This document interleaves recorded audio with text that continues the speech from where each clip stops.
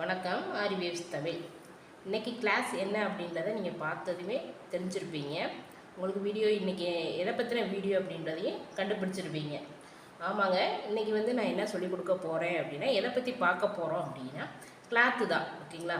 நிறைய டவுட் இருக்கிறது பிகினர்ஸுக்கு தான்.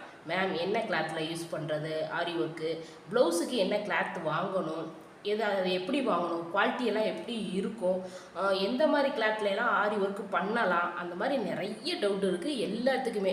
பிகினர்ஸ்ன்னு கிடையாது, எல்லாத்துக்குமே இந்த டவுட் இருக்குது. ஓகேங்களா?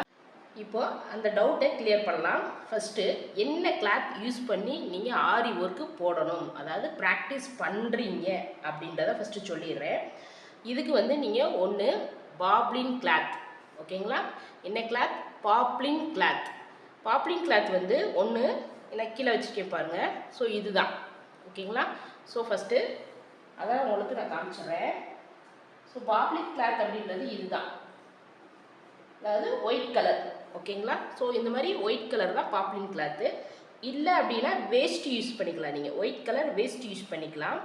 ஒயிட் கலர் பாப்ளின் கிளாத்துக்கும் காட்டன் வேஸ்ட்டுக்கும் என்ன ஒரு டிஃப்ரெண்ட் இருக்கும் அப்படின்னா, பாப்ளின் கிளாத்து கொஞ்சம் டேமேஜ் ஆக வாய்ப்பு இருக்குது. ஓகேங்களா? நம்ம நீடில் பஞ்ச் பண்ணி எடுக்கும்போது கொஞ்சம் டேமேஜ் ஆக வாய்ப்பு இருக்குது. நம்ம வேஸ்ட் யூஸ் பண்ணோம், காட்டன் வேஸ்டியெல்லாம் யூஸ் பண்ணுறோம் அப்படின்னா, ஆரி ஒர்க்கு யூஸ் பண்ணுறோம் அப்படின்னா நமக்கு அந்த ஹோல்ஸ்லாம் கொஞ்சம் கம்மியாகும். ஓகேங்களா? அதெல்லாம் கொஞ்சம் அவாய்ட் பண்ணுறதுக்கு நமக்கு கொஞ்சம் யூஸ்ஃபுல்லாக இருக்கும். ஓகேங்களா? டேமேஜ் ஆக வாய்ப்பு இருக்காது மோஸ்ட்லி. ஓகேங்களா? ஒன்று நம்ம ஆரி ஒர்க் கற்றுக்குறோம் அப்படின்னா பாப்ளின் கிளாத் யூஸ் பண்ணுங்கள். பிகினஸாக இருக்கீங்க அப்படின்னா ஒயிட் கலர் யூஸ் பண்ணுங்கள். அட்வான்ஸ் கிளாஸில் இருக்கீங்க அப்படின்னா பிளாக் கலர் யூஸ் பண்ணுங்கள். ஓகேங்களா? ஏன் அட்வான்ஸ் கிளாஸில் பிளாக் கலர் யூஸ் பண்ண சொல்கிறோம் அப்படின்னா, அட்வான்ஸ் கிளாஸில் நம்ம ஜர்தோசி பீட்ஸு இதெல்லாம் அதிகமாக யூஸ் பண்ணும்போது அந்த பிளாக்குக்கு அந்த கோல்டன் கலர் எம்போஸ்டு லுக்கு கொடுக்கும். ஓகேங்களா? ஸோ அதனால் நம்ம ப்ராஜெக்ட் ஒர்க் பண்ணும்போதெல்லாம் பிளாக் கலர் யூஸ் பண்ணிங்க அப்படின்னா ரொம்ப நமக்கு எம்போஸ்டு இருக்கும். பேசிக்கில் ஒயிட் கலர் எதுக்கு யூஸ் பண்ணுறோம் அப்படின்னா, நம்ம நிறைய த்ரெட் வச்சு தான் நம்ம பார்ப்போம். 99% சில்க் த்ரெட் வச்சு தான் நம்ம யூஸ் பண்ணுவோம்.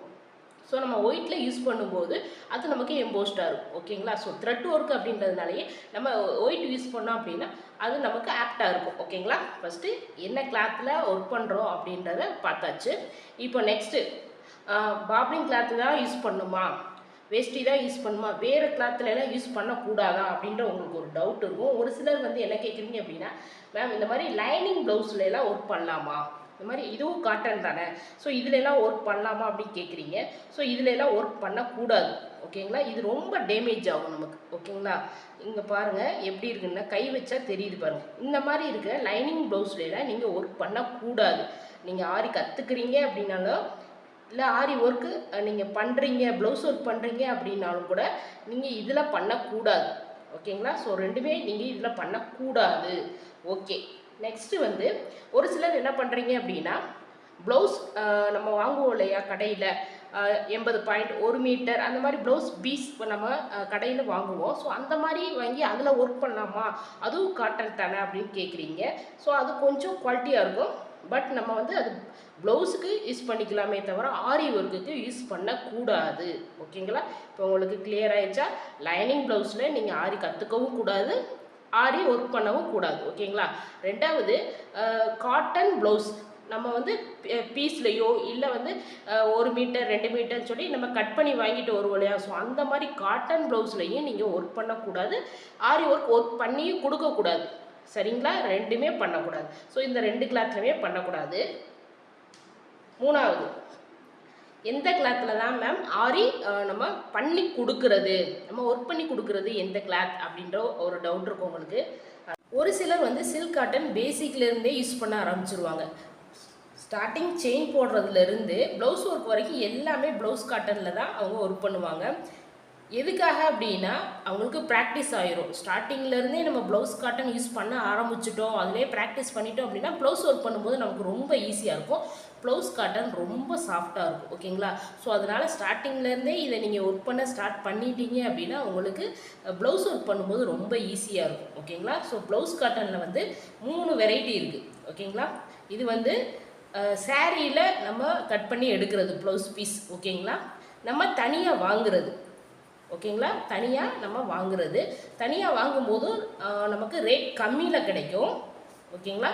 ரேட் கம்மியில் கிடைக்கிறது, கொஞ்சம் ரேட் மீடியம், அதாவது ஒரு மீடியமான ரேட்டில் வாங்கக்கூடிய ஒரு ரேட்டில் கிடைக்கிறது.